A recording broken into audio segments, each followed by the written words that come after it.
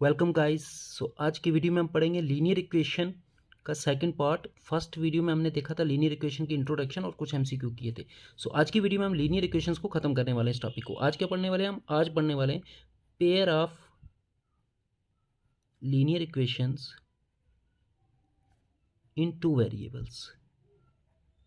Pair of linear equation in two variables. ठीक है, हम दो लीनियर इक्वेशंस लेंगे, यहाँ पे लिखे है ना पेयर। दो लीनियर इक्वेशन लेंगे जिनमें कितने वेरिएबल्स होंगे? दो वेरिएबल्स होंगे। Linear equation in one variable वो हमने लास्ट वीडियो में डिस्कस किया, और linear equation in two variable, अगर एक ही इक्वेशन आपके पास होगी टू वेरिएबल में, वो भी लास्ट वीडियो में हमने डिस्कस किया। अगर आपने पहले वो वीडियो नहीं देखी तो पहले वो देख लो, फिर इस वीडियो को आप देखना। ठीक है, सो पेयर आपको दो लीनियर इक्वेशन लेनी है जिनमें दो दो वेरिएबल्स होंगे। सो सपोज आपके पास दो इक्वेशन हैं, 2x plus 3y plus 10 is equal to 0। And second equation आपके पास कुछ भी इक्वेशन ले लो, 3x minus 4y minus 7 is equal to 0। ठीक है, हमने लास्ट वीडियो में क्या स्टडी किया था कि अगर आपके पास एक लीनियर इक्वेशन है जिसमें दो वेरिएबल्स हैं तो वो उसकी सॉल्यूशंस कितनी होती हैं? उसकी इनफिनाइट सॉल्यूशंस होती हैं। तो ये हमने पढ़ा था लास्ट वीडियो में। सिमिलरली इसकी भी कितनी सॉल्यूशंस होंगी? इनफिनाइट सॉल्यूशन होंगी। अगर मैं बात करूं इंडिविजुअल, ठीक है, इंडिविजुअल इक्वेशन की, इस इक्वेशन की भी इनफिनाइट सॉल्यूशंस होंगी, इस इक्वेशन की भी इनफिनाइट सॉल्यूशंस होंगी। In solution meaning the value of X and Y which satisfy this equation. X और वाई की वो वाली वैल्यूज़ जो यहाँ पे पुट करने पे इस इक्वेशन को सेटिस्फाई करें, वो एक्स और वाई की वैल्यू वो इस इक्वेशन की सॉल्यूशन होती है। अब सॉल्यूशन फाइंड कैसे करते हैं वो भी बताया था। एक्स की वैल्यू खुद से पुट कर दो 0 तो वाई की वैल्यू कुछ आएगी, एक्स की वैल्यू 1 पुट करोगे तो वाई की वैल्यू कुछ आएगी। सिमिलरली यू कैन फाइंड कितनी कितनी solutions? Infinite solution. You can find infinite solution for both this equation. But pair of linear equation में हम क्या करते हैं? इनकी इंडिविजुअल सॉल्यूशन ही फाइंड करते हैं, इनकी कॉमन सॉल्यूशन फाइंड करते हैं। क्या फाइंड करते हैं? इनकी common solution. So common solution वो सॉल्यूशन हो जाएगी एक्स वाई की वो वैल्यू जो इस इक्वेशन को भी सेटिस्फाई करे और जो इस इक्वेशन को भी सेटिस्फाई करे। ठीक है, दोनों इक्वेशन को जो सेटिस्फाई करेगा उसको हम बोलेंगे कॉमन सॉल्यूशन। ठीक है, जब भी पेयर ऑफ इक्वेशन होंगी ना तब कॉमन वर्ड यूज नहीं होगा, सिर्फ सॉल्यूशन ही होगा। उस सॉल्यूशन का मतलब कॉमन सॉल्यूशन ही होगा। तो कॉमन सॉल्यूशन आपको फाइंड करनी आनी चाहिए। ठीक है, अब हमें देखना है कि ये कॉमन सॉल्यूशन कितने तरह की होती है और किस तरह से फाइंड करती है। हमने लास्ट वीडियो में ये पढ़ा था कि linear equation in two variable की सॉल्यूशन इनफिनाइट्स होती है, और ये रिप्रेजेंट किसको करती है? हमने ये भी पढ़ा था, ये रिप्रेजेंट करती है एक स्ट्रेट लाइन को। ये भी पढ़ा था ना। इसका अगर ग्राफ ड्रा करोगे, ग्राफ ड्रा कैसे करते हैं वो भी सीखा था हमने। ठीक है, वो वीडियो अगर नहीं देखी है तो प्लीज़ पहले उसको वॉच कर लो। ये स्ट्रेट लाइन को रिप्रेजेंट करती है, ये भी फिर स्ट्रेट लाइन को रिप्रेजेंट करेगी। इट मीन्स इन दोनों का अगर हम ग्राफ ड्रा करें तो दो स्ट्रेट लाइन हमारे पास आएंगी। अब दो स्ट्रेट लाइन के केस में देखो तीन केसेस बनते हैं, उनका ग्राफ किस तरह से आएगा। पहला केस बनता है कि वो दोनों इंटरसेक्ट कर सकती हैं, वो दोनों लाइंस इंटरसेक्टिंग लाइंस, है ना। अगर आपके पास आपको दो लाइंस ड्रा करनी है तो कितने केसेस बनते हैं? पहला केस ये बनेगा कि वो दोनों लाइन इस तरह से होंगी, एक दूसरे को इंटरसेक्ट करेंगी। अब देखो ये जो पॉइंट है इंटरसेक्शन वाला पॉइंट, ये क्या कॉमन नहीं है इन दोनों पे? ये पॉइंट इस पे भी है, ये पॉइंट इस पे भी है ना। तो ये इनकी कॉमन सोल्यूशन हो जाएगी ये पॉइंट। ठीक है, इस पॉइंट के जो भी कोऑर्डिनेट होंगे एक्स की वैल्यू और वाई की वैल्यू वो कॉमन सोल्यूशन होगी। इस तरह की सोल्यूशन को हम बोलते हैं यूनिक सोल्यूशन, क्योंकि इस केस में एक यूनिक सोल्यूशन आ रही है ना, यूनिक सोल्यूशन। तो क्या याद रखना आपने? जब भी लाइन इंटरसेक्ट करेंगे तो यूनिक सोल्यूशन होती है, या उल्टा यूनिक सोल्यूशन कब होती है? जब लाइन इंटरसेक्ट करती है। ठीक है, यह क्या आपका फर्स्ट केस। अब सेकंड केस देखो, सेकंड केस ये भी हो सकता है कि वो इंटरसेक्ट ना करे। इंटरसेक्ट नहीं करने का मतलब हो गया कि क्या हो जाएगा, वो पैरेलल होंगी। ये भी हो सकता है वो लाइन कैसी हो? पैरेलल लाइंस हो, है ना। वो दोनों लाइन जो इनको रिप्रेजेंट करेंगी, इन इक्वेशंस को, जो आपको इक्वेशन गिवन होंगी, वो इस तरह से भी हो सकती हैं पैरेलल। तो पैरेलल लाइन की तो डेफिनेशन ही यही होती है कि जो एक दूसरे को इंटरसेक्ट ना करें। तो अगर ये इंटरसेक्ट नहीं करेंगी तो इनका कोई भी इंटरसेक्शन वाला पॉइंट नहीं आने वाला, कॉमन पॉइंट नहीं आने वाला, तो इनकी कोई भी कॉमन सोल्यूशन नहीं होगी। दैट मीन्स इस केस में हम बोलेंगे उन दोनों इक्वेशन की नो सोल्यूशन, कोई भी सोल्यूशन अवेलेबल नहीं है। ठीक है, कोई भी एक्स और वाई की ऐसी वैल्यू नहीं है जो दोनों इक्वेशन को सेटिस्फाई करे। इस केस में अगर दोनों लाइंस पैरेलल आई तो ठीक है। सोल्यूशन मैंने लास्ट वीडियो में आपको बता दिया था सोल्यूशन क्या होता है। सोल्यूशन होता है एक्स और वाई की वो वैल्यू जो उस इक्वेशन को सेटिस्फाई करे। और ग्राफिकली अगर बात करूं तो ग्राफिकली सोल्यूशन वो होता है जो पॉइंट उस लाइन के ऊपर लाई करेगा ना, उस पॉइंट के जो भी कोऑर्डिनेट होंगे वो उसकी सोल्यूशन होगी। जैसे इस लाइन पे जितने भी पॉइंट्स लाई करेंगे वो सारे इसकी सोल्यूशन होंगे, वो सारे इसके सोल्यूशन होंगे। इसीलिए तो एक इक्वेशन की कितनी सोल्यूशन होती है? इनफिनाइट। बिकॉज एक लाइन पे कितने पॉइंट होते हैं? इनफिनाइट। लाइन तो कभी एंड ही ना करती। ठीक है, और थर्ड केस आपके पास आ जाता है जब दोनों लाइंस एक दूसरे के ऊपर कोइंसाइड कर जाएंगी। ठीक है, कोइंसाइड करेंगी जब लाइन, ठीक है, कोइंसाइड लाइन, एक लाइन ये होगी और दूसरी बिल्कुल इसी के ऊपर होगी। इस केस में कितने कॉमन पॉइंट हैं? इस केस में तो सारे के सारे कॉमन पॉइंट हैं, तो इस केस में कितनी सोल्यूशन आएंगी? Infinite many solutions, many solution. तो ये 3 केस आपके पास बनते हैं, यही आपको याद रखना है कि pair of linear equation in 2 variables में अगर जो दो आपके इक्वेशन गिवन होंगी वो दोनों स्ट्रेट लाइन को रिप्रेजेंट करेंगी, अगर वो दोनों स्ट्रेट लाइन इंटरसेक्टिंग हुई तो उनकी एक यूनिक सोल्यूशन होगी, दैट इज एक्स और वाई की एक ऐसी वैल्यू होगी जो दोनों इक्वेशन को सेटिस्फाई करेगी, ठीक है। फिर उस सोल्यूशन को फाइंड कैसे करते हैं वो हम आगे देखेंगे, ठीक है। अगर हुई पैरेलल लाइंस तो कोई भी सोल्यूशन नहीं होगी, और अगर कोइंसाइड लाइंस हुई तो तब कितनी सोल्यूशंस होंगी? Infinite many solutions. तो ये जो मैंने अभी आपको समझाया ये मैंने यहाँ पे टेबल की फॉर्म में लिख दिया है, ठीक है। अब एक बात और देख लो, अगर आपके पास दो इक्वेशंस हैं, ठीक है, देखो linear pair of linear equation को स्टैंडर्ड फॉर्म में कैसे लिखते हैं ये भी देख लो, स्टैंडर्ड फॉर्म, ठीक है। जनरल फॉर्म में हम इस तरह से लिखते हैं इनको, a1x plus b1y plus c1 is equal to 0, एक इक्वेशन को ऐसे लिखते हैं, और दूसरे को लिखते हैं a2x plus b2y plus c2 is equal to 0। तो ये इनके स्टैंडर्ड फॉर्म है। अगर एक इक्वेशन हो तो उसको स्टैंडर्ड फॉर्म में कैसे लिखते हैं वो मैंने कल बताया था, एक इक्वेशन को simple ax plus B Y plus C is equal to 0, क्योंकि यहाँ पे एक इक्वेशन थी, यहाँ पे दो हैं तो इसलिए इनके साथ हमने कोफिशिएंट्स के साथ 1 1 लगा दिया पहली इक्वेशन में, और दूसरी इक्वेशन में 2 2 लगा दिया। कुछ नहीं है, a1 का मतलब हो गया x का कोफिशिएंट फर्स्ट इक्वेशन में, b1 का मतलब हो गया y का कोफिशिएंट फर्स्ट इक्वेशन में, c1 का मतलब हो गया कांस्टेंट टर्म फर्स्ट इक्वेशन की। सिमिलरली a2 हो जाएगा x का कोफिशिएंट सेकंड इक्वेशन में, और b2 हो जाएगा y का कोफिशिएंट सेकंड इक्वेशन में, और c2 हो जाएगी constant term of second equation. अब ये जो कोफिशिएंट है ना, इनकी रेशियोज अगर आप फाइंड कर लो ना, तब आप बता सकते हो कि इनकी लाइंस, मतलब ग्राफ ड्रा किए भी नहीं, ये शॉर्टकट मेथड बता रहा हूँ आपको, ग्राफ नहीं ड्रा करना है, एक्चुअल में ग्राफ नहीं ड्रा करना है एग्जाम में, आपको ये रेशोज फाइंड करनी है। कौन सी रेशो? a1/a2 एक ये रेशो फाइंड कर लेनी है, b1/b2 एक ये रेशो फाइंड कर लेनी है, और एक c1/c2। इक्वेशन तो आपको गिवन होंगी ना, ठीक है। जैसे ये इक्वेशन है 2x plus 3y plus 7 is equal to 0, 5x minus 2y plus 5 is equal to 0। अगर ये दो इक्वेशन आपको दी हैं तो यहाँ पे देखो a1/a2 क्या हो जाएगा, a1 होता है ये और a2 होता है ये 2/5। सिमिलरली b1/b2 की वैल्यू भी निकाल सकते हो, वो हो जाएगा 3/-2, और c1/c2 की वैल्यू भी फाइंड कर सकते हो, वो हो जाएगा 7/5, है ना। ये आपने सबसे पहले फाइंड कर लेनी है। ये फाइंड करने के बाद आपने फिर इनके बीच का रिलेशन देखना है। अगर ये पहली दो रेशियोज इक्वल ना हुई, अगर a1/a2 is not equal to b1/b2, जैसा कि इस केस में आ रहा है, देखो a1/a2 की वैल्यू 2/5 है और b1/b2 की वैल्यू 3/-2 है। अगर ये इक्वल ना हुए तो उस केस में यूनिक सोल्यूशन वाला केस होता है। वो कौन सा केस होता है? यूनिक सोल्यूशन वाला। सिमिलरली अगर यहाँ पे टेबल की फॉर्म में मैंने लिखे हैं, यहाँ से देख लेते हैं, ये देख लो, अगर आपके पास दो इक्वेशन है, ये इनकी स्टैंडर्ड फॉर्म लिखी है, अगर रेशोज पहली दो रेशोज इक्वल नहीं हुई तो उस केस में यूनिक सोल्यूशन होगी, ठीक है। यूनिक सोल्यूशन को ग्राफिकली क्या कहते हैं हम? वो लाइंस इंटरसेक्टिंग होंगी, ठीक है। यूनिक सोल्यूशन होगी और इंटरसेक्टिंग लाइंस होंगी। अगर तीनों रेशो इक्वल आ जाएंगी उस केस में इन्फिनाइट मैनी सोल्यूशन वाला केस होगा, वो इन्फिनाइट मैनी सोल्यूशन, या इसको ग्राफिकल इंटरप्रिटेशन इसकी क्या होगी, वो लाइंस कैसी होंगी? कॉन्सिडेंट लाइंस होंगी, एक के ऊपर दूसरी, तभी तो इन्फिनाइट मैनी सोल्यूशन आएंगी। और अगर पहली दो रेशियो इक्वल हुई और थर्ड वाली उनके इक्वल ना हुई, that is a1/a2 is equal to b1/b2 is not equal to c1/c2, वो वाला केस होता है आपका थर्ड केस, नो सोल्यूशन वाला। वो कब आता है? ग्राफिकली अगर बात करें तो जब पैरेलल लाइंस होती हैं, अब ये भी याद रखना, इन दो पहली वाली जो दो सोल्यूशन है ना, क्योंकि इनमें कोई ना कोई, इसमें यूनिक सोल्यूशन आएगी, इसमें इन्फिनाइट सोल्यूशन आएगी, तो जिन केसेस में सोल्यूशन आती है उन केसेस को हम बोलते हैं कंसिस्टेंट, उन लाइंस को क्या बोलते हैं? कंसिस्टेंट लाइंस, ठीक है। और इस केस में तो नो सोल्यूशन है, नो सोल्यूशन वाले केस को बोलते हैं इनकंसिस्टेंट। ये भी याद रख लेना, कभी कभी पूछ लेता है कि बताओ कंसिस्टेंट कौन सी इक्वेशन है और कौन सी इक्वेशन इनकंसिस्टेंट है। तो ये टेबल आपको मेमोराइज कर लेना, ये टेबल बहुत इंपॉर्टेंट है, ठीक है। आपको 90% चांसेस हैं कि जो लीनियर इक्वेशन से क्वेश्चन आने वाला है ना, वो इसी टेबल से आने वाला है, ये मैं पहले बता रहा हूँ, इसी टेबल से आने वाला है। अब इस पर क्वेश्चन करेंगे तो ये टेबल और क्लियर हो जाएगा आपका।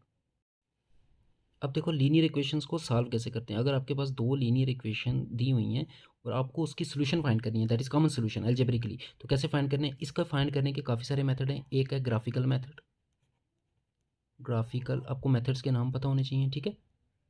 एक होता है सब्स्टिट्यूशन मेथड, 10th क्लास में पढ़े भी होंगे आपने। एक होता है एलिमिनेशन मेथड, एलिमिनेशन, और एक होता है आपका cross multiplication method. Cross multiplication method. ठीक है, ये चार में, ये एक ग्राफिकल मेथड है, ये तीनों अलजेब्रिकल मेथड है। ठीक है, सो अब आपको कोई एक मेथड सीखना है बिकॉज वहाँ पे सोल्यूशन फाइंड करें, तो एक मेथड सीखना है। हम सबसे इजी वाला सीखेंगे, that is elimination method. Elimination method में क्या करना होता है, किसी एक वेरिएबल के आपको कोफिशिएंट सैम करने होते हैं। जैसे यहाँ पे x का कोफिशिएंट 2 है, यहाँ पे 3 है, तो सैम करने के लिए क्या करना होगा, 2 से इस इक्वेशन को मल्टीप्लाई करना होगा और 3 से इस इक्वेशन को मल्टीप्लाई करना होगा, दैट्स इट। जो भी x का कोफिशिएंट होगा इस इक्वेशन में उसको मल्टीप्लाई कर दो इस इक्वेशन से, और जो भी x का कोफिशिएंट होगा इस इक्वेशन में उसको मल्टीप्लाई कर दो इस इक्वेशन में, यू विल गेट। इसको 3 से करना है तो क्या हो जाएगा, 3 2 x 6x plus 3 3 9y is equal to 3 into 11 is 33। और ये इक्वेशन को 2 से करना है तो 2 से मल्टीप्लाई करोगे तो हो जाएगा ये 3 2 6x minus 4 2 8y is equal to, इसको 2 से करेंगे तो माइनस 48 हो जाएगा। उसके बाद कुछ नहीं करना है आपको, इन दोनों को सब्ट्रैक्ट कर देना है, इसमें से इसको सब्ट्रैक्ट करना है। सब्ट्रैक्ट कैसे करना है, इसी के नीचे ये इक्वेशन इसी के नीचे लिख दो, लिखनी है आपने। ठीक है, अब इन दोनों को सब्ट्रैक्ट कर दो। सब्ट्रैक्ट जब करते हैं तो इस इक्वेशन के सारे साइन चेंज हो जाएंगे, क्यों, माइनस कर रहे हैं ना, तो ये माइनस का हो जाएगा, ये 8y माइनस का, ये प्लस का, ये 48 माइनस का, ये प्लस का हो जाएगा। देखो 6x minus 6x cancel, that means eliminate हो गए, इसलिए इसको बोलते हैं एलिमिनेशन मेथड, क्योंकि एक वेरिएबल वाली टर्म को हम एलिमिनेट कर देते हैं। 9y प्लस 8y कितना हो जाएगा, 17y is equal two plus 48 हो गया, 48 प्लस 33 आपका हो जाएगा कितना, 48 प्लस 8 3 11 1 1 आया कैरी 4 3 7 81। सो वाई आपका आ जाएगा 81, 17 मल्टीप्लाई हो रहा है, डिवाइड हो जाएगा।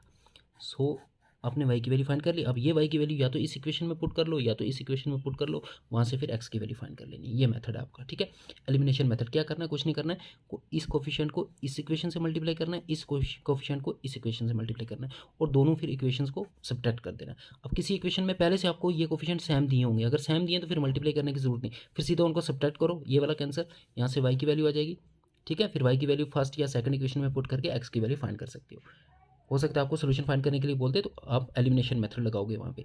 अगर आपको ये मेथड लेंथी लग रहा है तो एक और मेथड है, आपको ने क्या करना है, ऑप्शन में आपको ऐसे सॉल्यूशंस दी होंगी 1 2 3 4 है ना ऑप्शन में, तो क्या करना है, पहली सोल्यूशन उठा ली, उसको पुट कर दो, ये x2 है। ठीक है, x2 और ये y1 है, तो x की जगह 2 पुट कर दो, y की जगह 1 पुट कर दो। देखो इस इक्वेशन को सेटिस्फाई कर रहा है नहीं कर रहा है, अगर इसको कर रहा है तो फिर इसमें भी चेक करो, अगर इसको भी कर रहा है तो यही आपका आंसर है।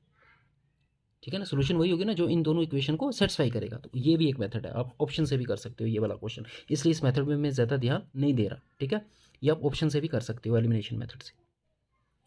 अब देखो question number 1, the pair of equation, ये आपको दो इक्वेशंस दी हुई हैं हैव। तो इस तरह का क्वेश्चन पहले बनता है कि आपको दो इक्वेशन दे देगा और पूछेगा बताओ उसकी सोल्यूशन को कैसी है, यूनिक सोल्यूशन है, exactly two solution, infinite many, no solution. हमें पता है तीन ही केसेस बनते हैं, या तो इसकी सोल्यूशन यूनिक होगी, या इन्फिनाइट मैनी होगी, या नो सोल्यूशन होगी। ये वाला तो ऑप्शन होगा ही नहीं, टू सोल्यूशन वाला तो हो ही नहीं सकता आंसर। उसके लिए क्या चेक करना है, मैंने बताया ना, आपको चेक करना है कोफिशिएंट की रेशोज़।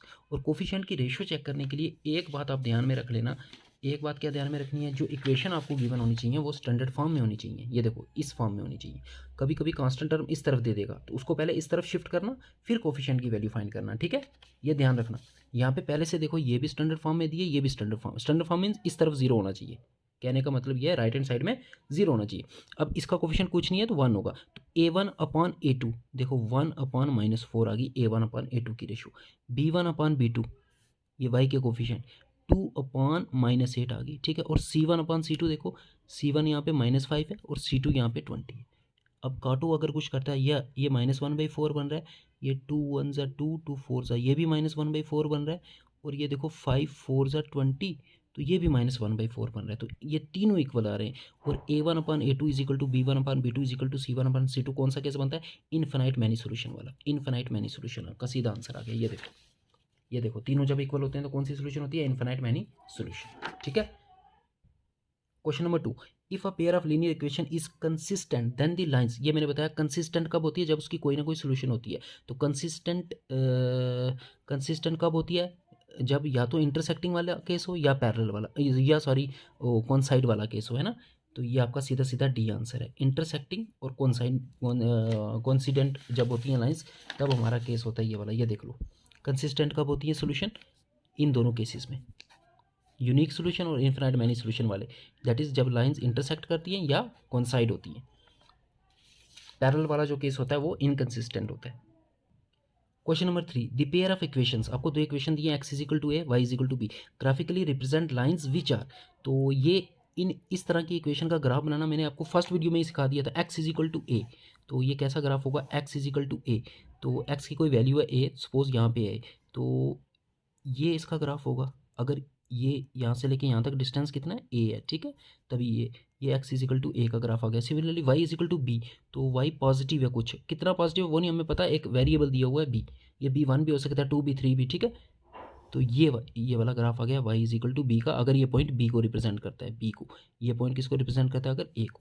तो ये दोनों लाइंस कैसी होंगी ये पूछ रहा है, पैरेलल होंगी, नहीं पैरेलल तो नहीं है, ये देखो इंटरसेक्ट कर रही है इस पॉइंट पे, इंटरसेक्टिंग है, या तो आंसर बी है या तो आंसर डी है, कॉन्साइड भी नहीं कर रही, इंटरसेक्ट कर रही है। अब कौन से पॉइंट पे कर रही है, इस पॉइंट पे, इस पॉइंट के कोऑर्डिनेट बताओ, इस पॉइंट का एक्स कोऑर्डिनेट देखो ये तो ए है, और वाई कोऑर्डिनेट देखो ये तो बी है, ए बी पे इंटरसेक्ट कर रही है, तो आपका आंसर हो जाएगा डी पार्ट, ठीक है। आपके सिलेबस में है ही ग्राफ ऑफ लीनियर इक्वेशंस, तो ज़्यादा चांसेस हैं कि ग्राफ से ही क्वेश्चन आएगा इसी तरह का।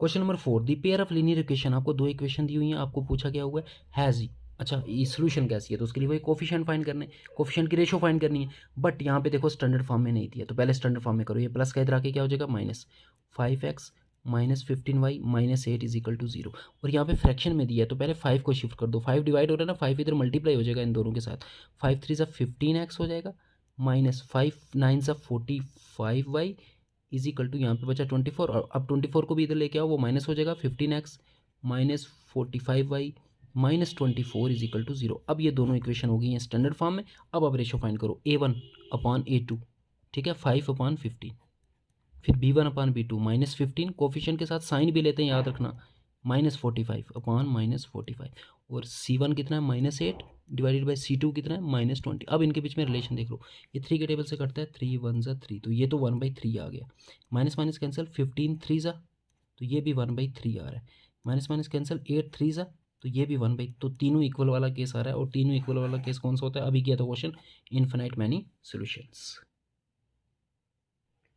Question number 5, the value of c for which the pair of equations will have infinite many solution. एक इस तरह का क्वेश्चन आता है, आपको टाइप ऑफ सोल्यूशन गिवन दे देगा कि उन दोनों इक्वेशन की जो टाइप ऑफ सोल्यूशन है वो गिवन दिया है, देखो कैसी टाइप है, इन दोनों इक्वेशन की इन्फिनाइट मैनी सोल्यूशंस है। आपको यहाँ पे कोई वेरिएबल दे देगा, जैसे यहाँ देखो एक्स का कोफिशिएंट जो है c, ये वेरिएबल दे दिया, इसकी वैल्यू फाइंड करने के लिए बोल दिया। सबसे पहले तो इन इक्वेशन को पहले स्टैंडर्ड फॉर्म में लिखो, देखो ये स्टैंडर्ड फॉर्म में नहीं है, तो ये हो जाएगी स्टैंडर्ड फॉर्म में cx -y +2 को इधर लाएंगे, -2 इज इक्वल टू 0, ये स्टैंडर्ड फॉर्म में हो जाएगी 6x -2y +3 को इधर लाएंगे, -3 इज इक्वल टू 0। अब आपको गिवन दिया है कि इसकी इन्फिनाइट मैनी सोल्यूशन है, और इन्फिनाइट मैनी सोल्यूशन कब होती है, जब तीनों रेशो इक्वल होती हैं। तो रेशो को इक्वल कर दो, पहली रेशो c/6, दूसरी रेशो y का कोफिशिएंट -1, और y का कोफिशिएंट यहाँ पे -2, बस तीसरी आपको इक्वेट करने की जरूरत नहीं, यहीं से c की वैल्यू मिल जाएगी आपको। देखो minus minus cancer, 6 multiply divide हो रहा है, इधर मल्टीप्लाई हो जाएगा, और इधर 1 है, 6 1 6, तो c इज इक्वल टू 6/2, 2 3 6, तो c की वैल्यू सीधे सीधे 3 आ गई आपके पास, c की वैल्यू 3 आ गई यहाँ से। लेकिन चेक करने के लिए c की वैल्यू जो यहाँ से आई है वही c की वैल्यू यहाँ आगे वाली रेशो से भी आनी चाहिए, ये भी चेक करना है, ठीक है, नहीं तो आंसर गलत हो जाएगा। इज इक्वल टू, अब तीसरी रेशो क्या होती है, c1/c2, वो होता है -2/-3, देखो c1 -2 है, c3 -3, माइनस माइनस कैंसिल, 2/3। अब c/6 को इससे भी इक्वेट करो, और देखो वहाँ से भी क्या c की वैल्यू 3 ही आ रही है, c/6 को जब मैं इससे इक्वेट करूँगा 2/3 से, तो यहाँ से 6 डिवाइड हो रहा है 2 के साथ मल्टीप्लाई, तो c will be equal to 6 2 12/3, और 3 को काटोगे तो 3 4 12, नहीं यहाँ से c की वैल्यू 4 आ रही है। जब मैंने ये देखो इन्फिनाइट मैनी सोल्यूशन कब होता है, जब ये तीनों रेशियो इक्वल होती हैं, तो मैंने पहले 2 को इक्वेट किया, फिर फर्स्ट और थर्ड को इक्वेट किया। पहले 2 को जब इक्वेट किया तो c की वैल्यू 3 आ रही है, और दूसरे 2 को जब इक्वेट किया तो c की वैल्यू 4 आ रही है। इट मीन्स कोई भी कांस्टेंट वैल्यू नहीं आ रही है, दैट मीन्स इसका आंसर ए नहीं होगा, इसका आंसर होगा डी, नो वैल्यू। कोई भी ऐसी वैल्यू c की नहीं है जिससे क्या हो, इसकी इन्फिनाइट मैनी सोल्यूशंस हो, दैट इज c की कोई भी वैल्यू डालो यहाँ पे इन्फिनाइट मैनी सोल्यूशन नहीं आने वाला, ठीक है, ये ध्यान रखना। इन्फिनाइट मैनी सोल्यूशन में अगर कोई किसी कांस्टेंट की वैल्यू निकालनी है तो कांस्टेंट की वैल्यू पहली रेशो से भी निकालना और दूसरी से भी निकालना, अगर दोनों से सेम आ रही है तो वो आंसर है, अगर दोनों से अलग अलग आ रही है तो no value, no such value available. Question number 6, find the value of K for which the equations have in same question है, फिर से के की वैल्यू फाइंड करनी है। आपके पास क्या है, इक्वेशन है के एक्स -15y, पहले स्टैंडर्ड फॉर्म में लिखो, -8 इधर आ जाएगा इज इक्वल टू 0, इसको भी स्टैंडर्ड फॉर्म में लिखो, 15x -45y -24 is equal to 0। अब ये गिवन दिया है कि इसकी इन्फिनाइट मैनी सोल्यूशन है और आपको के की वैल्यू फाइंड करनी है। हमें पता है इन्फिनाइट मैनी सोल्यूशन तब होता है जब तीनों रेशो इक्वल होती है। सो रेशो निकालो, a1/a2 k/15 is equal to b1/b2 -15 - 45 is equal to c1/c2 -8 - 24। तो आपको पहले ये दो चेक कर लेना, ये दो इक्वल हैं कि नहीं है। अगर ये दो इक्वल हुए तो ठीक है, के की कोई डेफिनेट वैल्यू आएगी। अगर ये दो इक्वल नहीं हुए तो फिर नहीं आएगी, फिर नो वैल्यू आंसर होगा। वैसे तो यहाँ चारों ऑप्शन नंबर्स ही दिए, इसका मतलब के की वैल्यू यहाँ पे एग्जिस्ट करेगी। ठीक है, देखो माइनस माइनस कैंसिल, 15 3 सा होता है, यहाँ भी देखो माइनस माइनस कैंसिल, 8 3 से होता है, तो 1/3 1/3। दैट मीन्स के की वैल्यू मैं जो यहाँ से निकालूंगा और जो यहाँ से निकालूंगा सेम आएगी। निकाल लो, K is equal to k/15 is equal to 1/3। तो 15 डिवाइड हो रहा है, इधर मल्टीप्लाई हो जाएगा, यू विल गेट के इज इक्वल टू 15 1 15/3 3 5 15। सो के की वैल्यू 5। यहाँ से भी इक्वेट करेंगे क्योंकि ये भी 1/3 है, तो के की वैल्यू 5 ही आने वाली है। सो इस केस में आंसर हो जाएगा बी। अगर सपोज यहाँ पे 1/3 आया, यहाँ पे 1/3 नहीं आता, कुछ और आता, तो फिर कोई भी ऐसी वैल्यू के की एग्जिस्ट नहीं करती जो यहाँ पुट करने पे इन दोनों की सोल्यूशन कैसी हो, इन्फिनाइट मैनी सोल्यूशंस हो। ठीक है, फिर नो वैल्यू आंसर आएगा। Question number 7, the father's as. अब देखो एजेस का क्वेश्चन है, लेकिन ये लीनियर इक्वेशन की एप्लीकेशन में, लीनियर इक्वेशन की एप्लीकेशन को यूज़ करके, लीनियर इक्वेशन को यूज़ करके इस तरह के क्वेश्चन हम सॉल्व कर सकते हैं। क्या कह रहा है, the father's age is 6 times his son's age. तो दो चीज़ों की बात हो रही है, एक सन के एज की, एक फादर के एज की। हमें पता है लीनियर इक्वेशन इन 2 वेरिएबल में 2 वेरिएबल्स होते हैं, और यहाँ भी 2 वेरिएबल्स की बात हो रही है, एक सन की एज, एक फादर की एज। हम लेट कर लेंगे सन की जो प्रेजेंट एज है, कौन सी एज लेट करनी है, हमेशा प्रेजेंट एज। ठीक है, सन की प्रेजेंट एज मान लेते हैं एक्स, और फादर की प्रेजेंट एज हम मान लेते हैं वाई। ठीक है, सन की मान लिया एक्स, फादर की मान लिया वाई। अब क्या कह रहा है, father age is 6 times the son's age. तो फादर एज तो हमने वाई मानी है, तो पहली कंडीशन यहाँ से बन जाएगी, वाई इज इक्वल टू सन के 6 टाइम्स है, 6 टाइम्स एक्स। तो फर्स्ट इक्वेशन तो ये बन गई आपके पास। देखो एक लीनियर इक्वेशन इन 2 वेरिएबल बन गई। अब एक इक्वेशन और दे रहा है, 4 ईयर्स हैंस, आज से 4 साल बाद की बात कर रहा है ये, the age of the father will be 4 times his son. तो 4 साल बाद अगर फादर की प्रेजेंट एज वाई है, तो 4 साल बाद फादर की एज कितनी होगी, Y plus 4 is equal to, ये किसके इक्वल है, 4 times of son's age. Son's की कौन सी है, 4 साल बाद वाली, दोनों की 4 साल बाद वाली एज लेनी है। प्रेजेंट एज अगर एक्स है तो 4 साल बाद वाली एज हो जाएगी एक्स प्लस 4। ये प्रेजेंट एज की बात कर रहा था, ये 4 साल बाद की बात कर रहा है। वो कह रहा है कि फादर की जो एज है प्रेजेंट में, वो सन की एज के 6 टाइम्स है, और 4 साल बाद 4 टाइम्स है। ठीक है, 4 साल बाद इसकी एज हो जाएगी वाई प्लस 4, और इसकी एज हो जाएगी एक्स प्लस 4। और ये क्वेश्चन में दिया था कि 4 टाइम्स है 4 साल बाद। तो ये आपकी दो इक्वेशन, इसको थोड़ा सिंप्लीफाई कर लो, Y plus 4 is equal to 4 को अंदर मल्टीप्लाई कर दो, 4x प्लस 4 4 ज़ा 16, इन दोनों को इधर लेके आओ, यू विल गेट, या 16 को इधर ही रहने दो, क्या हो जाएगा, वाई प्लस 4x इधर आएगा -4x, इसको भी इधर लेके आओ +4, और ये +16 इधर आएगा -16 इज इक्वल टू, यहाँ पे बचा 0, वाई -4x, इनको प्लस माइनस करोगे तो -12 इज इक्वल टू 0। अब y की वैल्यू देखो हमारे पास यहाँ पे है 6x फर्स्ट इक्वेशन में। ये सब्स्टिट्यूशन मेथड से मैं सॉल्व कर रहा हूँ। सब्स्टिट्यूशन मेथड में क्या करते हैं, फर्स्ट इक्वेशन में से एक वेरिएबल की वैल्यू ले लेते हैं, उसको सेकंड इक्वेशन में पुट कर देते हैं। ठीक है, ये सब्स्टिट्यूशन मेथड है, सिंपल। तो फर्स्ट इक्वेशन में पहले से हमें y की वैल्यू है, तो y की वैल्यू यहाँ पे 6x रख दो, तो यहाँ पे 6x रख देंगे, -4x -12 is equal to 0। 6x -4x आपके पास बचेगा 2x, -12 को उधर शिफ्ट कर देंगे तो क्या हो जाएगा, प्लस, सॉरी ये फ्रेम से बाहर हो गया था, +12। ठीक है, अब 2 मल्टीप्लाई हो रहा है, इधर डिवाइड हो जाएगा, x will be equal to 6, 12/2 is 6, तो x 6 आ गया। दैट इज सन की जो प्रेजेंट एज है वो 6 है, सन की कितनी है, 6। बस आगे सॉल्व करने की जरूरत ही नहीं, देखो ऑप्शन में 6 एक ही जगह दी है, सी पार्ट। सन की एज 6 है और फादर की 36 है। निकाल भी सकते हो, फादर की कहाँ से निकलेगी, देखो फादर की, ये देखो यहाँ पे एक्स की वैल्यू पुट कर दो, एक्स की वैल्यू कितनी आई, 6 यहाँ पे पुट करेंगे, 6 6 36, तो फादर की एज कितनी आ जाएगी, 36। तो ये देखो, ये कहने का मतलब ये हुआ, ये एजेस के जो क्वेश्चन बनते हैं ये लीनियर इक्वेशन से सॉल्व हो जाते हैं। ठीक है, बस लीनियर इक्वेशन को आपको सिंप्लीफाई करना आना चाहिए, या तो एलिमिनेशन मेथड लगा दो या सब्स्टिट्यूशन लगा दो। Question number 8, which of the following methods is are use to find the solution of a pair of linear equation algebraically. मैंने अभी बताया 3 मेथड होते हैं, सब्स्टिट्यूशन, एलिमिनेशन, क्रॉस मल्टीप्लिकेशन, तीनों होते हैं। ठीक है, एल्जेब्रिकली, और एक ग्राफिकल मेथड भी होता है। टोटल 4 मेथड होते हैं, एक ग्राफिकल होता है और 3 एल्जेब्रिकल मेथड होते हैं। Question number 9, the graphical representation of the pair of equation. दो इक्वेशन आपको दी है, इनकी ग्राफिकल रिप्रेजेंटेशन बतानी है कैसी है, तो कैसे बताएंगे, हम रेशियोज फाइंड करेंगे, वहाँ से पता चल जाएगा। रेशियो फाइंड करने के लिए पहले इनको स्टैंडर्ड फॉर्म में लिखना है, तो इधर 0 होना चाहिए, तो ये हो जाएगा 4x प्लस 3y -1 प्लस 5 भी इधर आएगा तो क्या हो जाएगा -5 इजिकल टू 0। इसको भी वैसे लिखो 12x प्लस 9y प्लस 15 इधर आएगा -15 इजिकल टू 0। ये -1 -5 -6 हो जाएगा। So 4x plus 3y -6 is equal to 0। और दूसरी इक्वेशन ये आपके पास। अब रेशो निकालो A1/A2 12/4, दूसरी रेशो B1/B2 9/3, और तीसरी रेशो आपके पास C1/C2 that is -15/-6। Minus minus cancel, और ये कटेगा शायद 3 के टेबल से 3 3 ज़ा 9, ये 3/1, और ये कटेगा 4 3 ज़ा, ये भी 3/1। तो क्या आ रहा है 3, पहली दो रेशो इक्वल आ रही हैं बट थर्ड वाली इक्वल नहीं आ रही है। तो ये कौन सा केस बनता है मुझे बताओ। पहली दो रेशो जब इक्वल होती है और थर्ड पहली दो रेशो क्या आ रही है 3/1 3/1, और तीसरी क्या आ रही है 15/6। तो ये बनता है आपका कौन सा केस, नो सोल्यूशन वाला केस। देखो जब पहली तो इक्वल होती है बट थर्ड वाली इक्वल नहीं होती, नो सोल्यूशन। और नो सोल्यूशन कब होती है जब पैरेलल लाइंस होती हैं। तो यहाँ पे आपको पैरेलल लाइंस इस तरह से पूछा है तो पैरेलल लाइंस आपका आंसर हो जाए। चाहे आपको ये उन लाइंस की ज्योमेट्री पूछी हो, चाहे आपको टाइप ऑफ सोल्यूशन पूछा हो कि यूनिक सोल्यूशन है, इन्फिनाइट मैनी सोल्यूशन है, या नो सोल्यूशन है, दोनों केसेस में आपको रेशो फाइंड करनी है और रेशो के बीच का रिलेशन देखना है। ठीक है। Question number 10, the pair of equations x is equal to -4 and y is equal to -5 graphically represent lines which are. इस तरह का क्वेश्चन अभी किया था, तब -4 और -5 की जगह a और b थे। ठीक है। सो x इज इक्वल टू -4, पहले बताओ x इज इक्वल टू -4 कहाँ पे होगा। x एक्सिस ये होती है और माइनस वाले नंबर इस तरफ होते हैं। सो ये -1 -2 -3 -4 यहाँ पे होगा, ये आ गया आपका। और यहाँ से एक लाइन ड्रा करेंगे हम पैरेलल टू वाई एक्सिस, यही लाइन रिप्रेजेंट करेगी x इज इक्वल टू -4 को। इस तरह की ग्राफ ड्रा करने मैंने फर्स्ट वीडियो में बताए थे। y इज इक्वल टू -5, ये वाई एक्सिस है, वाई एक्सिस ऊपर की तरफ पॉजिटिव होती है, नीचे नेगेटिव होती है, तो -5 तक जाना है। -1 -2 -3 -4 -5। तो इस पॉइंट से आपको एक लाइन ड्रा करनी है parallel to x axis.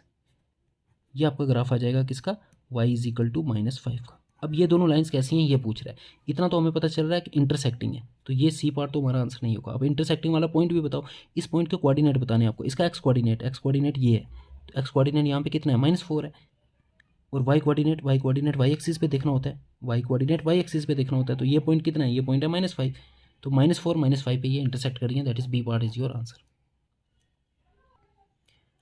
Question number 11 देखो, इफ द लाइंस, ये दो लाइंस दी हैं, आर पैरेलल देन के इज इक्वल टू। अगर ये दोनों लाइन पैरेलल हैं, पैरेलल कब होती है मुझे बताओ। पैरेलल होती हैं जब नो सोल्यूशन होती है, और नो सोल्यूशन में कंडीशन क्या होती है। देखो उल्टा क्वेश्चन पूछ लिया आपको, यहाँ पे पैरेलल दे दिया है।